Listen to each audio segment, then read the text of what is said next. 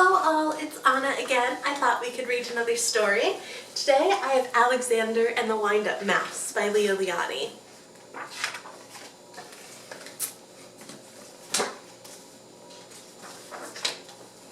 Help! Help! A mouse! There was a scream and then a crash. Cups, saucers, and spoons were flying in all directions. Alexander ran off for his hole as fast as his little legs would carry him. All Alexander wanted was a few crumbs, and yet every time they saw him, they would scream for help or chase him with a broom. One day, when there was no one in the house, Alexander heard a squeak in Annie's room. He sneaked in, and what did he see? Another mouse, but not an ordinary mouse like himself. Instead of legs, it had two little wheels, and on its back there was a key. "Who are you?" asked Alexander. "I am Willie the Wind-Up Mouse, Annie's favorite toy. They wind me to make me run around in circles. They cuddle me, and at night I sleep on a soft white pillow between the doll and the woolly teddy bear. Everyone loves me." "They don't care much for me," said Alexander sadly, but he was happy to have found a friend. "Let's go to the kitchen and look for crumbs," he said. "Oh, I can't," said Willie. "I can only move when they wind me. But I don't mind. Everybody loves me." Alexander, too, came to love Willie. He went to visit him whenever he could. He told him of his adventures with brooms, flying saucers, and mouse traps. Willie talked about the penguin, the woolly bear, and mostly about Annie. The two friends spent many happy hours together.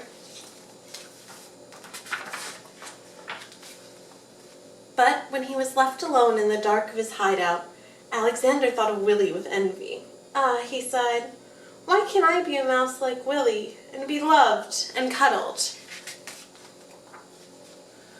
One day, Willie told a strange story.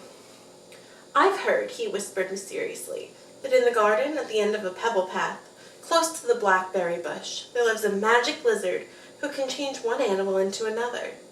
"Do you mean," said Alexander, "he could change me into a wind-up mouse like you?" That very afternoon, Alexander went into the garden and ran to the end of the path. "Lizard, lizard," he whispered, and suddenly there stood before him, full of the colors of flowers and butterflies, a large lizard. "Is it true that you could change me into a wind-up mouse?" asked Alexander in a quivering voice. "When the moon is round," said the lizard, "bring me a purple pebble."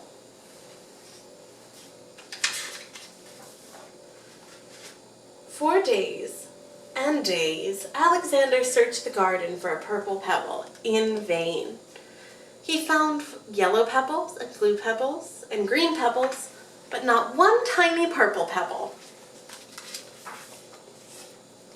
At last, tired and hungry, he returned to the house. In one corner of the pantry, he saw the box full of old toys, and there, between blocks and broken dolls, was Willie. "What happened?" said Alexander, surprised. Willie told him a sad story. It had been Annie's birthday. There had been a party, and everyone had brought a gift. "The next day," Willie sighed, "many of the old toys were dumped in this box. We will all be thrown away." Alexander was almost in tears. Poor, poor Willie, he thought. But then suddenly something caught his eye. Could it really be? Yes, it was! It was a little purple pebble.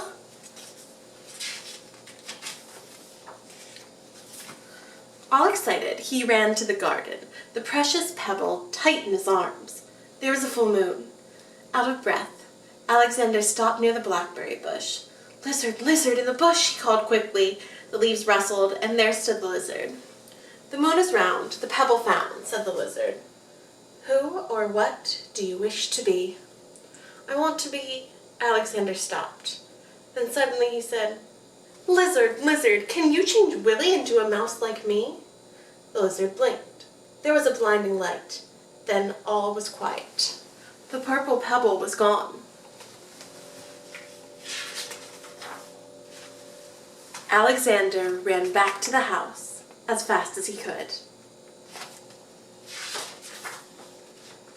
The box was there, but alas, it was empty. Too late, he thought. With a heavy heart, he went to his hole in the baseboard. Something squeaked. Cautiously, Alexander moved closer to the hole. There was a mouse inside. "Who are you?" said Alexander, a little frightened. "My name is Willie," said the mouse. "Willie!" cried Alexander. The lizard did it! He hugged Willie, and they ran to the garden path, and there they danced until dawn.